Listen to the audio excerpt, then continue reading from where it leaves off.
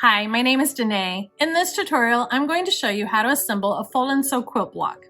All of the Fold&Sew quilt blocks are assembled the same, so for this tutorial, we're going to use the Gracie quilt block as our example. Unless you are going to be attaching your quilt block to a fabric surface that will need to be washed, there is no need for you to wash your quilt block before assembly. If you do plan to wash the fabric surface your quilt block is attached to, then you will need to wash your quilt block before you begin assembly. Begin by ironing your quilt block. Your quilt block is 100% cotton, so when you iron your quilt block, use the cotton setting on your iron. If you are struggling to get rid of any wrinkles, you can spray your quilt block with a little bit of water or use your iron steam function. Do not use any starch on your quilt block. Using 40 or 50 weight cotton thread, load your bobbin and thread your sewing machine. Every sewing machine is different, so if you have any questions about how to thread your machine, refer to your machine's user manual. I recommend that you use a white thread or a color that coordinates with your quilt top whenever you sew your seams together. I prefer to use a 1.5mm stitch when I sew my quilt blocks together. Calibrate your sewing machine needle to sew exactly a 1/8 inch seam allowance. Accuracy is everything whenever you are sewing together a quilt top. My preferred method is to use washi tape as a guide. If you'd like to use the washi tape method, a tutorial has been provided for you on foldandsew.com. While it is true that all of the quilt blocks are assembled in the same manner, they may have a different number of seam lines that need to be sewn. The numbers and colors of the seam lines will help you sew your seams together in the correct order. Regardless of the line color, begin by folding along the seam line labeled with the number 1. Be sure you make a precise fold along the seam line. Now that you've ironed your first seam, take your quilt block over to your sewing machine and sew a 1/8 inch seam along the fold. Be sure to lock your seam at the yellow dotted line. So I'm going to take a moment here and express to you exactly how important it is that your seams are exactly 1/8 inch wide. If your seams are not exactly 1/8 inch wide, your quilt pieces will not match up at perfect points when your quilt is finished. After you sew each seam line, measure your seams to ensure that they are consistently 1/8 inch wide, the full length of your seam. Do so until you feel confident that your seams are a consistent width. If your seams are off, you can use your stitch ripper to rip out your seams and start fresh. Once you have finished sewing your first seam, lay your quilt block face down on a flat ironing surface, and with your iron still on its cotton setting, iron the seam fold downward. As you go through the process of ironing your seam folds, make sure that the folds all face the same direction. It may be necessary to tug on your quilt block just a little bit in order to open up the seams as you are ironing. You can also flip your quilt block over and run your iron across the quilt top, ensuring that the seams are fully opened up. Flip your quilt block over now so that it is facing upwards on your ironing surface. Then fold your quilt block across the seam line assigned the number 2 and iron it. As well as checking the accuracy of your 1/8 inch seams, you also need to be checking the accuracy of your folds. It's important that they're folded perfectly along your seam line. Now that you've ironed your second fold, take your quilt block back over to your sewing machine and sew a 1/8 inch seam along the fold, still locking your stitch at the yellow dotted line. Lay your quilt block face down on your ironing surface and iron your second seam downward in the same direction as your first seam was ironed.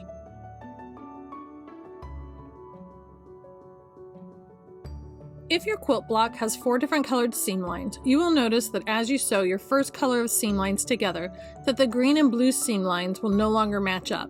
This is intentional, and as you continue to sew your black seam lines together, they will line up again if you have an accurate 1/8 inch seam. Continue folding and sewing all of the same colored seam lines just as you did with the first 2 until they have all been sewn. Once all of your first seam lines of the same color have been sewn, come back to this tutorial for instructions on how to proceed with the next color of seam lines. Now that all of your first color of seam lines have been sewn, lay your quilt block face down on your ironing surface and ensure that all of the seams are fully opened up and that all of the folds are facing the same direction.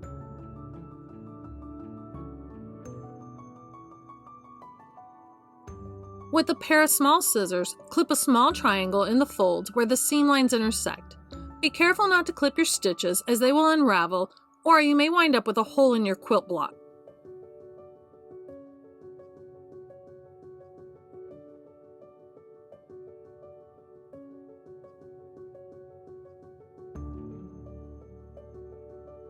Locate your next seam number and note the color of the dotted seam line.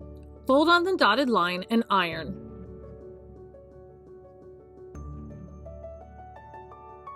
Take your quilt block over to your sewing machine and sew a 1/8 inch seam along the fold. Back at your ironing surface, place your quilt block face down and iron the seam fold downward. Be sure not to disrupt the direction of your previously sewn seam folds while doing so. Continue folding and sewing all of the same colored seam lines just as you did with the first until they have all been sewn. Then come back to this tutorial for more instructions on assembling your quilt block. Once you have completed sewing all of the second color set of seams, lay your quilt block face down on your ironing surface and iron all of your seam folds so that they face the same direction. Be sure all of your seam folds have been fully opened up. No matter how many seam line colors your quilt block has, your seam lines should all match up at this point. If for some reason they do not, you will want to troubleshoot your errors now and correct the issue before proceeding. Check your seams to ensure that they are an accurate 1/8 inch for the entire length of your stitches. Check to see if your seam folds are accurate along the dotted line. And finally, check that your seam folds are fully opened up for the entire length of your stitch. Turn your quilt block over so it is now facing down. Clip all of your seam folds where they intersect with the seam lines. Once again, be sure not to clip any of your stitches. If your quilt block has only 2 seam colors, you can skip ahead in this tutorial to minute marker 9:22.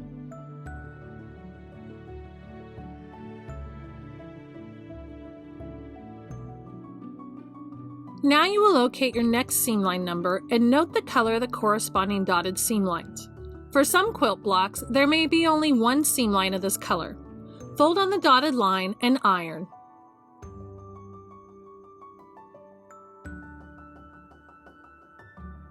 Take your quilt block back over to your sewing machine and sew a 1/8 inch seam along the fold. Take your quilt block back to your ironing surface. Place your quilt block face down and iron the seam folds downwards. Be sure not to disrupt the direction of your previously sewn seam folds while doing so. Continue to fold and sew all the same colored seam lines just as you did with the first until they have all been sewn, and then come back to this tutorial for more instructions on assembling your quilt block. Once you have completed sewing all of the third color set of seam lines, lay your quilt face down on your ironing surface and iron all of your seam folds so that they face the same direction. Be sure all of your seam folds have been fully opened up. Clip your seam folds where they intersect with your dotted seam lines. If your quilt block has only 3 seam colors, you can skip ahead in this tutorial to minute marker 9:22. If your quilt block has 4 different colored seam lines, locate your next seam line number.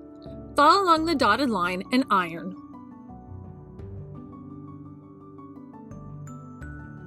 Take your quilt block to your sewing machine and sew a 1/8 inch seam along the fold. Return to your ironing surface and iron your seam fold downward. Be sure not to disturb the direction of your previously ironed seam folds. Continue to fold and sew all of your seams until they're completed. Then come back to this tutorial for your final instructions. With your quilt block complete, clip all of your stray threads. Flip your quilt top over so it's laying face down on your ironing surface. Now you're going to fold the edges of your quilt block over using the yellow dotted line as a guide. Unlike when you fold a seam line, you will not be directly folding on the yellow dotted line. Instead, you will fold about 1/8 of an inch inside of the yellow dotted line.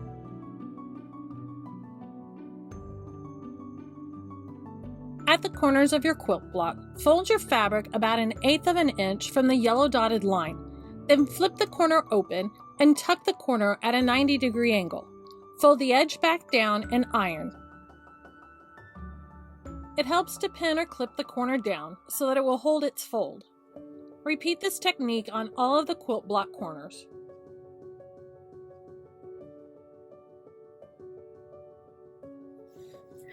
Now that you've assembled your quilt block, you can attach it to any fabric surface you like. For this tutorial, we're going to attach it to a green canvas tote bag.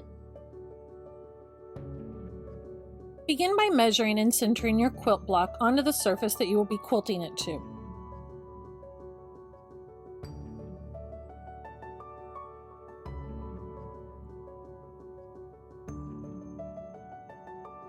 Once you feel confident in its placement, you can begin securing your quilt block to its surface. You can use safety pins or a needle and thread to baste your quilt block to the surface you will be attaching your quilt block to. Baste the entire quilt block with pins or stitches, no more than 4 inches apart. For small projects like these, I like to place my pins even closer.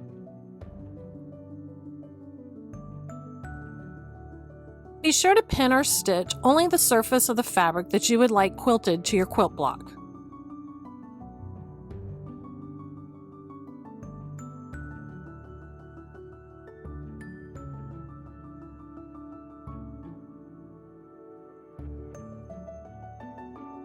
Begin quilting your quilt block by threading your needle. Tie a single overhand knot at the end of your thread if you are using size 5 pearl cotton. Tie a double overhand knot if you are using size 8 pearl cotton. A single overhand knot is made by looping the tail of the thread over and through itself once.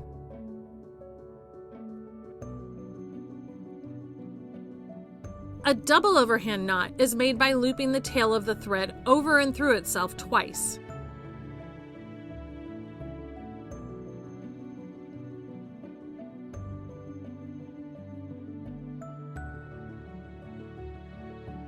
You can quickly make a knot by wrapping the thread around your pointer finger and rolling it with your thumb. Roll it once for a single overhand knot and twice for a double overhand knot. Begin by quilting in the middle of your quilt block and work your way out to the edges. Pierce just the quilt block with your needle. Be careful not to go through the other fabric layers. Pull your thread through the fabric. Then give a brief yank on the thread to pop the knot through the fabric. Careful not to pull too hard as your thread may come through the top layer of the quilt. If this should happen, it's no big deal. Just begin again. You can use any quilting pattern you like for your quilt block. As a rule of thumb, be sure to keep your quilting stitches no more than 4 inches apart. I like to follow the seam line with a basic running stitch. I create a running stitch by rocking the needle up and down through the quilt layers. Attempt to keep your stitches consistent. However, inconsistency is human and gives the quilt character. Just make sure you're having fun with it.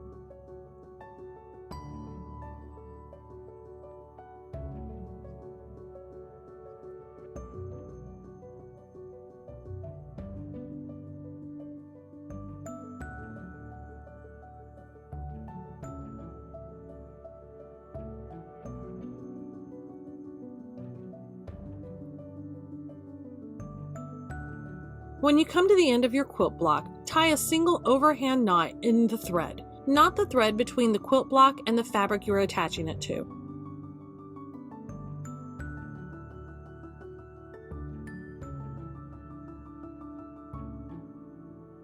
Clip the tail of your thread close to the knot. Continue to quilt the rest of the block. The thickness of the fabric you are quilting your block to will change the difficulty of getting the needle through the layers. If you are quilting your quilt block to canvas or another thick fabric, just give your needle more of a tug to get it through the fabric. To finish off your quilt block, quilt the edge of the quilt block to the fabric you are attaching it to, about 1/8 of an inch from the edge of the quilt block. Begin by tying your thread with a single overhand knot.